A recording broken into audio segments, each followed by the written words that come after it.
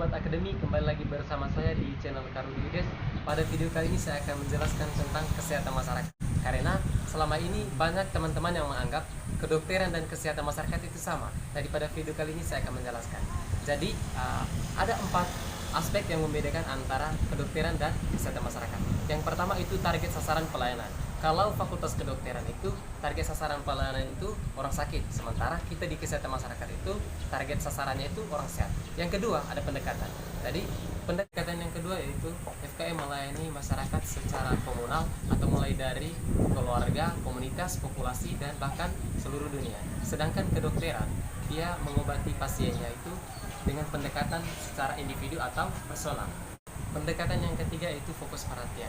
Karena kesehatan masyarakat itu pada orang sehat, jadi program-program yang dijalankan yaitu yang pertama pendekatan promotif atau peningkatan kesehatan, dan yang kedua itu preventif atau pencegahan. Sementara kedokteran dia berfokus pada kuratif atau pengobatan dan rehabilitatif atau pemulihan. Pendekatan yang keempat yaitu pihak yang bekerja sama. Jadi di fakultas kedokteran nantinya akan bekerja sama dengan perawat, juga dia bekerja sama dengan apoteker. Sementara kita di kesehatan masyarakat akan bekerja sama dengan petugas medis dan juga petugas yang dalam bidang ambil kebijakan, di mana di sini ada pihak pemerintah, tokoh masyarakat, dan stakeholder yang berkecimpung di bidang kebijakan kesehatan masyarakat. Teman-teman, fakultas kesehatan masyarakat yang sudah berdiri sendiri sudah ada di berbagai universitas, dan salah satunya itu di Universitas Nusa Cendana Kupang. Nah, di Universitas Nusa Cendana Kupang, fakultas kesehatan masyarakatnya terbagi dalam 2 prodi. Yang pertama, ilmu kesehatan masyarakat, dan yang kedua, psikologi. Jadi, ilmu kesehatan masyarakat sendiri terbagi dalam 5 peminatan. Nah, ini dia pembagian peminatannya. Perkenalkan, nama saya Martinus Delfinadena. Saya salah satu mahasiswa Fakultas Kesehatan Masyarakat Universitas Nusa Cendana angkatan 2017. Dari sini saya akan menjelaskan peminatan-peminatan yang ada di ilmu kesehatan masyarakat. Yang pertama ada epidemiologi dan biostatistika, di mana epidemiologi ini adalah ilmu yang mempelajari tentang distribusi penyakit, frekuensi penyebaran penyakit, dan juga determinan penyakit. Distribusi penyakit ini melihat besaran yang menjadi masalah kesehatan, sedangkan frekuensi di sini mempelajari tentang seberapa besar penyakit itu terjadi atau seberapa sering penyakit itu terjadi, dan determinan penyakit di sini mengenai hal-hal apa saja yang menyebabkan penyakit itu terjadi. Nah, untuk tahu distribusi dan faktor risikonya, mahasiswa akan dibekali pemahaman mengenai desain-desain penelitian yang beragam, seperti penyakit menular dan penyakit tidak menular. Ternyata, untuk mengetahui distribusi dan faktor risikonya dalam satu populasi, diperlukan ilmu epidemiologi yang khusus.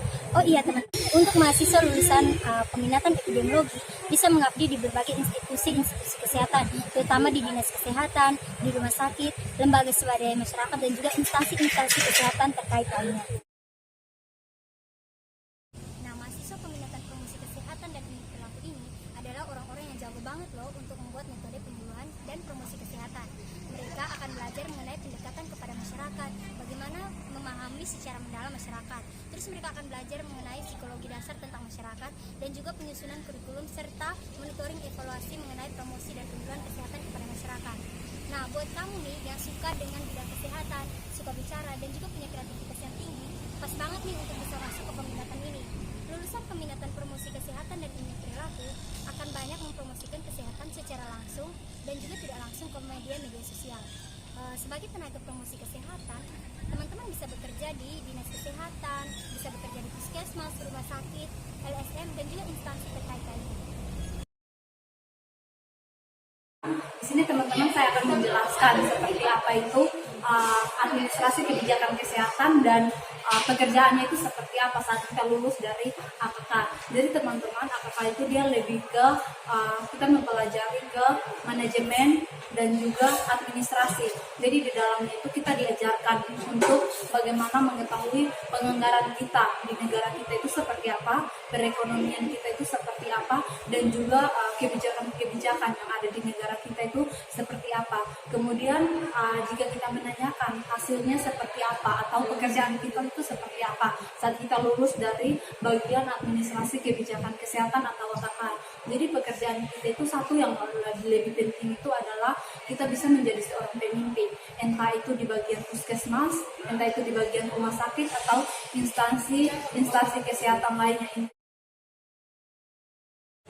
mempelajari tentang gizi kesehatan masyarakat, itu kita mempelajari tentang penyajian makanan, mulai dari bagaimana pengadaan makanannya, pemeliharaan makanannya, pengolahan makanannya, sampai penyajian makanan, sehingga adanya keseimbangan gizi di dalam tubuh dapat seimbang.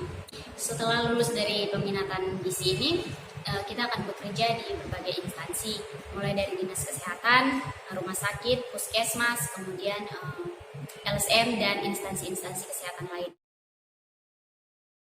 Oke teman-teman semua, jadi kita kebetulan di sini ada teman saya Bung Darius. Nanti dia dari program kesehatan lingkungan dan keselamatan kerja. Nanti kita akan tanyakan langsung. Oke Bung, kira-kira di kesehatan lingkungan itu bagaimana? Coba Bung jelaskan kepada teman-teman semuanya. Ya, baik. Berbicara tentang kesehatan lingkungan itu sebenarnya sangat kompleks atau begitu banyak problematika tentang kesehatan lingkungan. Nah, kesehatan lingkungan itu sendiri, Bang, itu tidak bisa diselesaikan secara sendiri-sendiri gitu. Jadi dia itu harus selesaikan, kita bekerja sama, semua orang itu harus bekerja sama atau secara multisektoral untuk menyelesaikan permasalahan lingkungan itu sendiri. Nah, terus kalau ditanyakan tentang apa itu kesehatan lingkungan sebenarnya? Kesehatan lingkungan itu merupakan suatu ilmu dan seni untuk mencapai keseimbangan antar lingkungan dan manusia itu sendiri. Nah, kenapa ilmu dan seni itu perlu atau sangat penting kita pelajari? Karena mempelajari ilmu dan seni dalam kesehatan lingkungan itu sehingga tercapainya kebersihan, sehingga kita sehat, kita nyaman, kita aman, serta kita terhindar dari berbagai macam penyakit. Jadi di dalam kesehatan lingkungan itu sendiri kita tidak hanya belajar tentang kesehatan lingkungan tersendiri, tapi kita juga belajar tentang sanitasi pribadi kita, sanitasi individu, sanitasi lingkungan, kita juga belajar tentang penyakit, contohnya itu penyakit akibat kerja. Dan begitu juga kita juga belajar tentang sanitasi makanan dan minuman gitu. Jadi apa yang kita makan itu kita pelajari sehingga kita terhindar dari berbagai macam. Oke Gitu, Bang, ada lagi pertanyaan ya. tentang kesehatan lingkungan? Kira-kira perspektif kerjanya atau output dari FKM yang berkecimpung di KLKK itu sendiri, nanti dia kerjanya di bidang apa? Nanti dia kerja di mana? Oh, macam-macam. Kalau orang kesehatan lingkungan itu, dia itu salah satunya dia akan menjadi penyuluh, begitu Bang. Jadi dia bisa bekerja di puskesmas, bisa bekerja di rumah sakit, dan bisa juga bekerja di kantor-kantor pemerintah seperti itu. Karena masalah lingkungan ini bukan hanya masalah rumah sakit atau masalah puskesmas, tapi masalah kita semua. Gitu. Jadi saran saya juga di setiap desa itu tempatkanlah orang kesehatan masyarakat, gitu.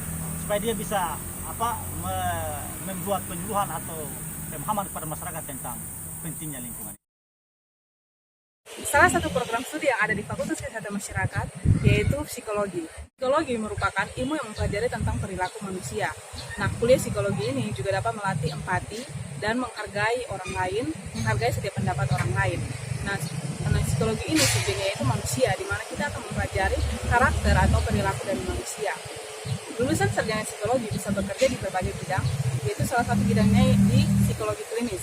Itu bisa berkonsultasi mengenai stres, psikopat, dan juga depresi. Nah, jadi apabila ada yang mengalami stres atau depresi, bisa langsung berkonsultasi di bagian psikologi klinis.